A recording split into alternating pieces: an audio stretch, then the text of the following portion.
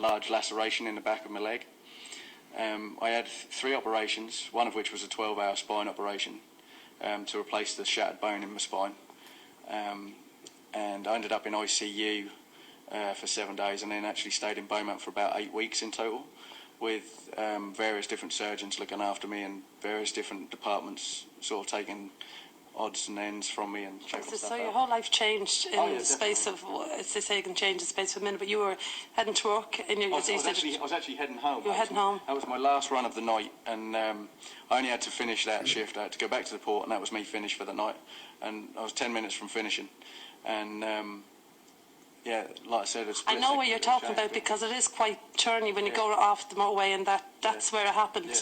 And how did it happen? Did you just really turn? No, literally, I was coming up and I was fully loaded, and you have to slow down for that bend when you're fully loaded. There's just no possible way you can get a truck around that bend at all. And I slowed right down. I checked to make sure the cruise control had disengaged on the truck, and I looked down at the dash. I looked back up, and all I saw was this large fox just like meters in front of the truck. And my first initial impression was to just touch the brakes.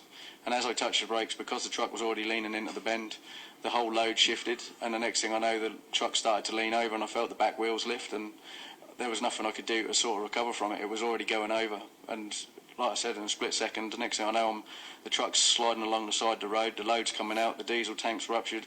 4 street lamps got wiped out, and the crash barrier came through the cab and stopped just above my head. Oh my God! And were you conscious throughout this? Yeah, fully conscious. Yeah, and I literally come to a stop, and I was jammed between the seat and the steering column, and I managed to climb my way out of the seat. And like I said, I've had friends that have turned trucks over and just walked away from them, so I just naturally assumed I'd be fine. So I went to stand up in the cab and noticed that my foot wasn't facing where it should be, and then I noticed that something hurt in my back, and I thought, I've probably just trapped a nerve or something like that.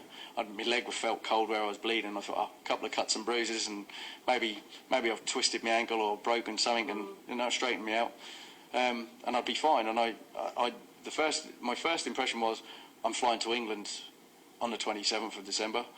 Hope I'm all right for that. That was the first thing I thought of, and because I was flying to see the family and friends and stuff.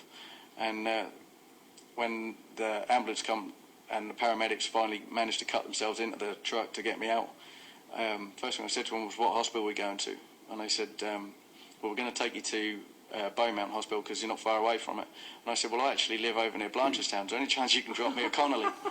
And they said, no, you're going to have to go where we take you. So I ended up in the hospital, and through all this, were you not in terrible pain, no? No, when the paramedics... I was in pain while I was still in the truck, because I was struggling to then stand up at this stage, because the adrenaline was starting to wear off that had built up from the accident, and I was then starting to get pains, and the fire crew that cut themselves in held me up, and they were great guys. They were absolutely brilliant. They all held me up right so that I wouldn't sort of fall over or collapse or pass out or anything.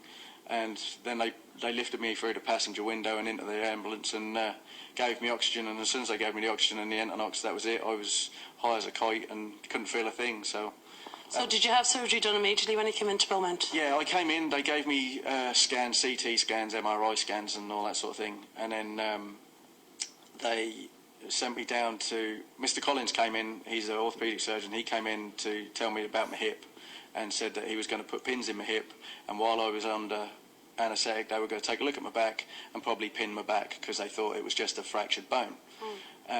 So I came round a few hours later, and I was on Banks ward, and the nurses came over, and I said, did everything go all right? And they said, well, we haven't done your back operation. The neurosurgeon's going to come see you.